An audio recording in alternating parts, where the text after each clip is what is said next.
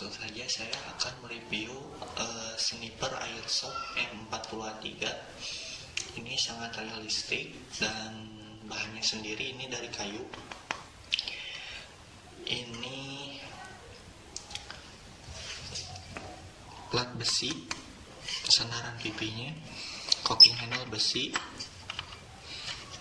silinder stainless steel, dan rail saya pakai bahan PVC. Terus untuk receiver ini stainless, depannya outer saya pakai besi seamless, dan pelindung picu besi, trigger besi, dan sirbox juga di dalam besi. Untuk magnya sendiri saya pakai PVC, ini kapasitas sekitar 15 butir BB, dan untuk ukirannya sendiri ini saya pakai motif abstrak.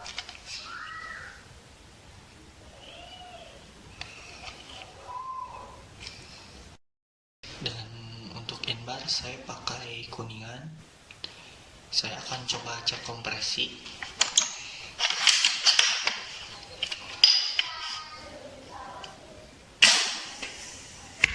Masih ada, berarti lumayan bagus. Oke, sekian review dari saya.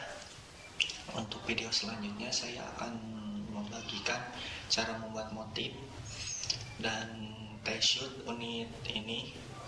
Airsoft adalah mainan, bukan senjata api. Terima kasih. Wassalamualaikum warahmatullahi wabarakatuh.